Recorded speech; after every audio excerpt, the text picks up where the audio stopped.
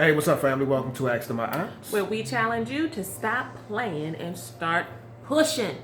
This right here is my incredible wife, Aiyana. And this right here, this is my awesome, amazing, forever requested husband.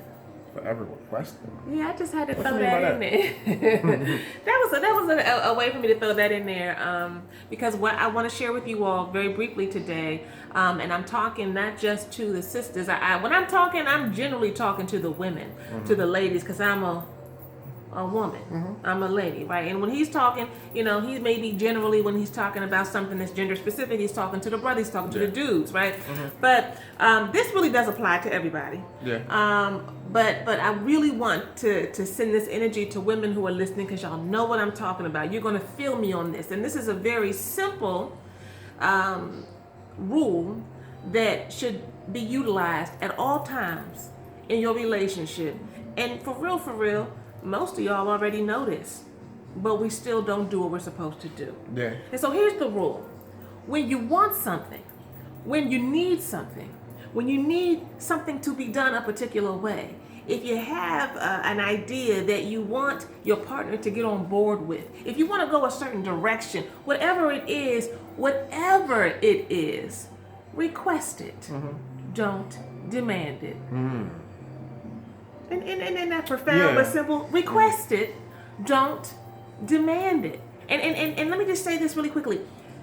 That doesn't always mean that when we are demanding, it doesn't always look like it needs to be like this.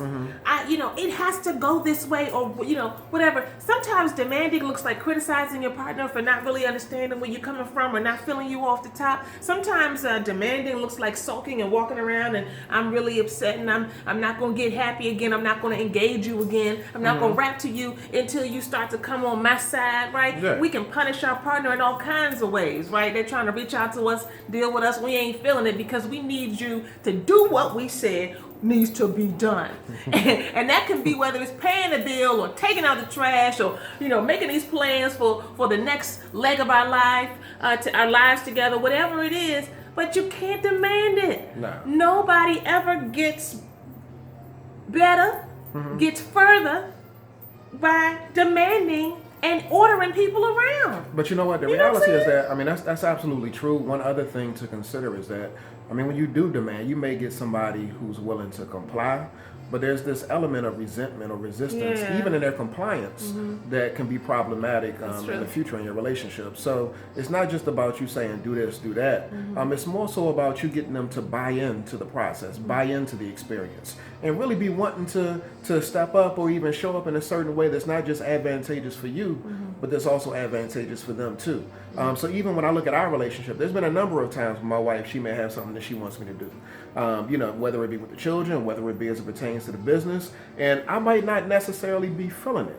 But when she comes to me and when she approaches me in a certain way, what she's doing is she's kind of coaxing me, trying to some degree, get me to buy into the experience that she has already envisioned in her mind that she wants me to go along with. And so what she'll do is she'll get close to me, she'll have a conversation with me, and she'll use certain language, certain words that actually makes me want to be a part of the experience. And in doing so, again, I do invest in that experience, in that process, because I see it as a mutually beneficial vision for both of us. So again, it's really about how you come at your man. Don't really try to throw it and shove it down his throat. It's more so about asking for his what it is that he wants, what it is that he wants his experience to be, versus you trying to tell him what it should look like and feel like, because he's different from you. That's right. So you got to respect that. There's beauty in the difference, y'all.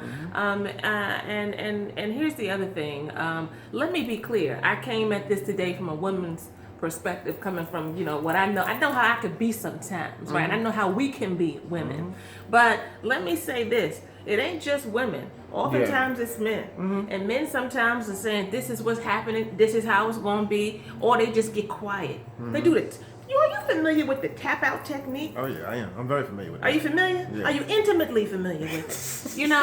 I'm going to demand it be my way, and if not, I'm just going to tap out and I just don't participate. I don't participate in whatever it is you're dealing with. My husband is intimately familiar with the tap out, and that's a demand. That's him placing a demand on me. Either it's this way or I disengage. And so at the end of the day, no matter if it's woman or man, no matter if it's husband or wife, two people in relationship, I don't care what you're dealing with.